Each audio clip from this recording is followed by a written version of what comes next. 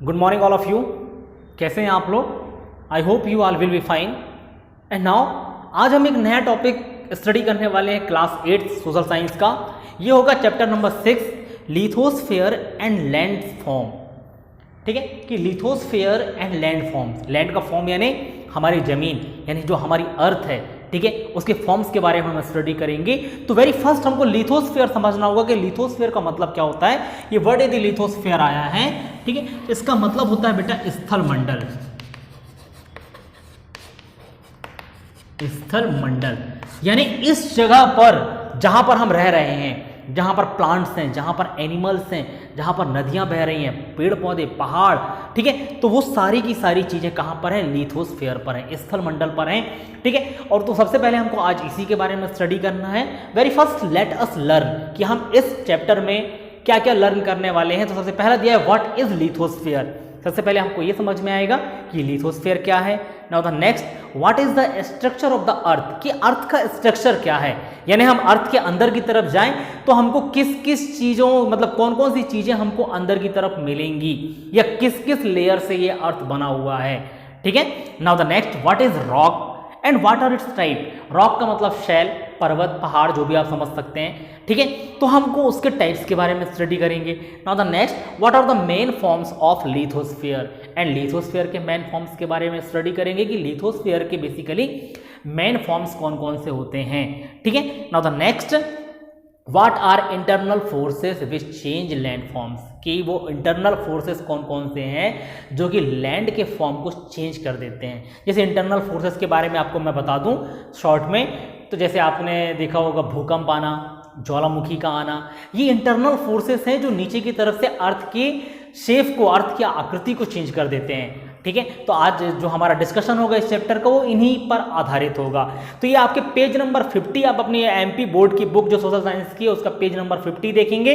ठीक है, हम उस चैप्टर को स्टार्ट कर रहे हैं। पहला पैराग्राफ लिखा है, the origin of the earth dates back to 400 billion years and since then many changes have occurred. ठीक है, अर्थ के ऑक्योरेंस की बात की कि अर्थ का जो ओरिजिन है लगभग इन्होंने बोला 400 बिलियन ईयर्स।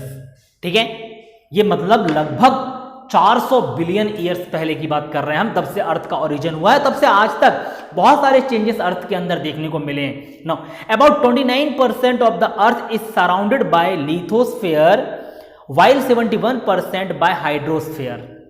ठीक, अब देखिए यहां दो वर्ड्स आया है कि लिथोस्फेयर एंड हाइड्रोस्फेयर, यानी स्थल मंडल और जल मंडल।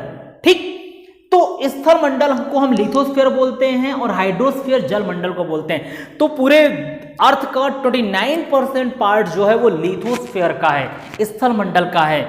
ठीक है, and both are surrounded by the cover of air, thus the main spheres of the earth are lithosphere, hydrosphere and atmosphere. ठीक है, अब हम लिथोस्फेयर की बात करें और हाइड्रोस्फेयर की बात करें तो ये दोनों स्फेयर जो हैं एयर के एक एनवलप से कवर हैं। ठीक है, जिसको हम एटमॉस्फेयर बोलते हैं। तो अब हमको तीन फॉर्म्स देखने को मिल गए, लिथोस्फेयर यानी स्थल मंडल, हाइड्रोस्फेयर यानी जलमंडल एंड एटमॉस्फेयर यानी वायुमंडल। ठीक है, चलिए, the lithosphere is an important part of the earth. Lithosphere को बोला कि अर्थ का एक इंपॉर्टेंट पार्ट है। The crust of the earth on which we live is not uniform everywhere. There are big mountain ranges, mighty rivers, valleys and in some places extensive plains and plateaus. तो इन्होंने बोला कि जो lithosphere है वो हर जगह एक समान नहीं है। ठीक है, यूनिफॉर्म नहीं है कि हम देखें तो प्लेन सरफेस बना हुआ, कहीं पर पर्वत देखने को मिलेंगे, कहीं पहाड़ देखने को मिलेंगे, कहीं आपको प्लेन यानी मैदान देखने को मिलेंगे। ठीक है, the outer crust of the earth where people live is called lithosphere. तो जो क्रस्ट, जो अर्थ का आउटर लेयर है जिसको हम क्रस्ट बोलते हैं, ठीक है, क्रस्ट का जो आउटर लेयर है, ठीक है, तो उस आउटर लेयर में जहां पर हम रहते हैं वो कहलाता है lithosphere. Now changes continues to take place on the surface of the earth. There are two types of changes which are seen on the surface. Sudden change, कि दो टाइप से चेंजेस के बारे में यहां पर बात की। First sudden changes and second slow changes. Sudden change का मतलब अचानक बदल जाना एंड स्लो चेंजेस का मतलब बेटा धीरे धीरे धीरे धीरे कई सौ सालों में अर्थ का जो लैंड फॉर्म है उसका चेंज होना स्लो प्रोसेस कहलाती है। Both the above changes are caused by the activities of internal and external forces, कि दोनों चेंजेस जो हैं धरती के अंदर होने वाले इंटरनल फोर्सेस और बाहर एक्सटर्नल फोर्सेस दोनों ही रिस्पॉन्सिबल हैं इन चेंजेस के लिए। Volcanic eruption and earthquake the bring about sudden change are internal forces, कि वॉल्केनो जो आपको मैंने बताया ज्वालामुखी, अर्थक्वेक यानी भूकंप, ये सडन चेंज के एग्जांपल्स हैं। And now while external forces consist of natural forces such as running water, wind, moving ice and sea waves, they are change the surface slowly। अब एक्सटर्नल फोर्सेस की जैसे running, बारिश का होना, ठीक है, रनिंग वाटर, पानी का बहना, विंड यानी हवाओं का बहना, मूविंग आइस, आइस का मूव होना, एंड सी वेव, समुद्री तरंगे जो हैं ये स्लो चेंजेस के एग्जांपल्स हैं।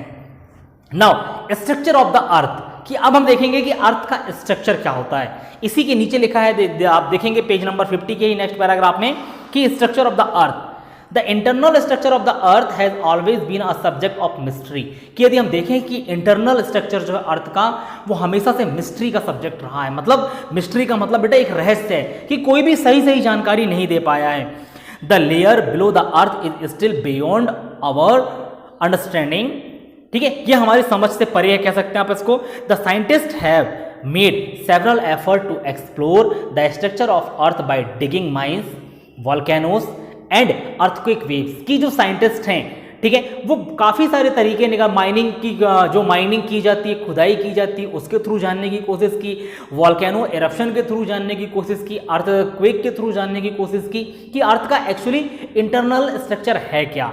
The scientist and geologist have put their logic, imagination and views about the structure of earth, the scientists have divided the structure of earth into 3 parts, कि साइंटिस्टों ने अर्थ के स्ट्रक्चर को 3 पार्ट में divide किया है, ठीक है। पहला है क्रस्ट ऑफ अर्थ और आउटर लेयर, दूसरा है मेंटल, एंड तीसरा लेयर है नीफे और कोर, ठीक है। तो तीनों चीजें हैं। पहला देखिए कि द क्रस्ट ऑफ अर्थ और आउटर लेयर, की सबसे आउटर लेयर जो है जिसको हम क्रस्ट बोलते हैं, ठीक है, एंड उसके नीचे का जो लेयर है वो मेंटल कहलाता है, एंड तीसरा लेयर जो है वो नीफे या कोर कहलाता है। नीफे या कोर जो है हम इसका जो स्टडी है मैं एक डायग्राम के थ्रू भी आपको बता दूंगा, ठीक। चलिए अब आगे देखते हैं क्या लिखा है। द एक्सटीरियर पार्ट और outer layer of the earth is called the lithosphere, the living things live on this part, the continents and oceans are the part of lithosphere, sorry, the continents and oceans are the part of lithosphere. This sphere is formed by light porous rock. Its width is approximately 10 to 70 kilometer.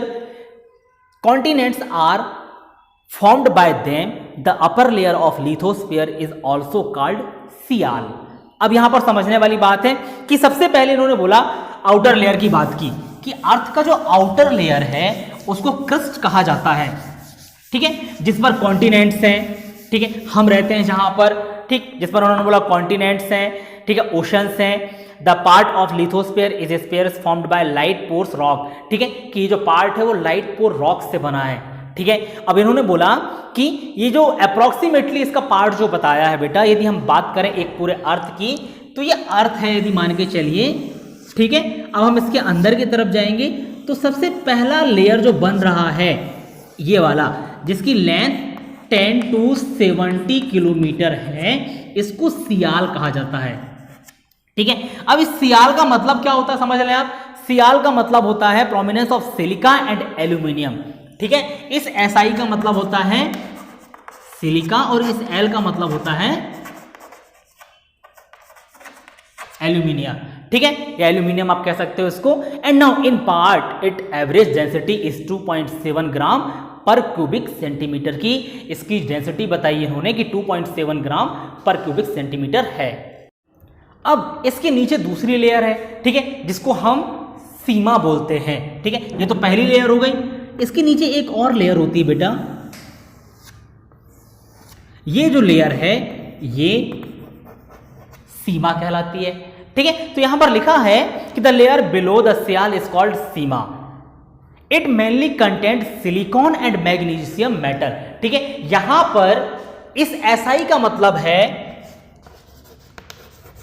Silicon और इस Ma का मतलब है magnesium. ठीक है, तो ये सीमा हुआ, ये दूसरा पार्ट है और इसको बोला इन्होंने कि ये depth is between 70 to 2900 kilometre. ठीक है, अब यहां से यहां की जो डिस्टेंस है, ठीक है, यहां की डिस्टेंस जो है वो इन्होंने बोला कि कहां से कहां तक है, यानी हम इधर से अब जाते हैं, यहां से बेटा ऐसे अंदर की तरफ जाते हैं तो ये 70 से 2900 किलोमीटर तक इसकी डेप्थ जाती है। ठीक, अब हम तीसरे लेयर पर आते हैं। ठीक है, कि it has prominent minerals like olivine and pyroxene, यहां पर मिनरल्स भी पाए जाते हैं जिनके बारे में यहां पर बात की कि ओलिविन एंड पायरोक्सिन नाम के मिनरल है। It approximately density is 2.9 to 4.7। ठीक है, इसकी डेंसिटी 2.9 से 4.7 के बीच है। एंड नाउ सबसे नीचे का जो लेयर, अब ये वाला जो लेयर बचा है बेटा, ठीक है, इसको क्या बोला जाता है, यहां पर लिखा है कि the innermost core of the earth is called nife. ठीक है, अब ये जो बचा है बेटा, ये वाला जो सेफ है, ठीक है, ये वाला जो सेफ है इसको कोर या नीफे कहा जाता है, NIFE, नीफे कहा जाता है। ठीक है, it is composed of Ferium और निकेल। ठीक है, फेरियम एंड निकेल, यानी Ni का मतलब निकेल, Fe का मतलब फेरियम। ठीक है, it's has highest weight and density, its approximately density is 13.0. This part extends from the depth of 2900 kilometre to 6400 kilometre. इसकी डेप्थ इन्होंने बताई कि ये जो डेप्थ है, ठीक है, देखिए पहला पार्ट कहां पर खत्म हो रहा है बेटा, सियाल का 70 किलोमीटर पर, तो सीमा 70 से स्टार्ट हो रही है। ठीक है, सीमा का पार्ट कहां पर खत्म हो रहा है, 2900 किलोमीटर पर, तो यहां से नीफे का पार्ट स्टार्ट होता है जो कोई कोर का पार्ट है। ठीक है, ये है 2900 किलोमीटर से 6400 किलोमीटर तक। ठीक है, 2900 किलोमीटर से 6400 किलोमीटर तक नीफे का पार्ट रहता है। ठीक है, kilometre lying in the inner core of the earth, the temperature inside the earth increase with depth. जैसे जैसे हम अर्थ के अंदर की तरफ जाएंगे बेटा, टेम्परेचर राइज होता जाता है, टेम्परेचर बढ़ता जाता है। यहां पर लिखा है कि the temperature increase at the rate of 1 degree Celsius for every 32 metre depth, कि हम जैसे 32 मीटर की गहराई पर जाएंगे, ठीक है, हर 32 मीटर के बाद जो टेम्परेचर है वो 1 डिग्री सेल्सियस बढ़ जाता है। ठीक है, however despite high pressure internal rocks and metal do not melt but remain solid, it is all due to the pressure of outer layer। ठीक है, however despite high pressure, अब देखिए कि हर 32 मीटर पर जाने के बाद 1 डिग्री सेल्सियस बढ़ जाता है, तो अंदर की तरफ जाते जाते ये अर्थ के अंदर ये कोर तक पहुंचते पहुंचते टेम्परेचर बहुत हाई हो जाता है, फिर भी यहाँ के जो मेटल है वो मेल्ट नहीं होते। यही लिखा है यहाँ पर कि ये rocks and metal do not melt but remain solid, कि अंदर के जो मेटल हैं वो मेल्ट ना होकर सॉलिड ही बने रहते हैं। It is all due to the pressure of outer layer, और ये इसलिए होता है क्योंकि आउटर लेयर का प्रेशर अंदर की तरफ पड़ता है। ठीक है, तो आज के टॉपिक में हम इतना ही पढ़ेंगे। कल के टॉपिक पर हम स्टडी करेंगे हमारे नेक्स्ट लेक्चर में रॉक्स के बारे में, रॉक्स यानी सेल या चट्टानें जिनको कहा जाता है। ठीक है, आज के लिए बस इतना ही। Thank you so much.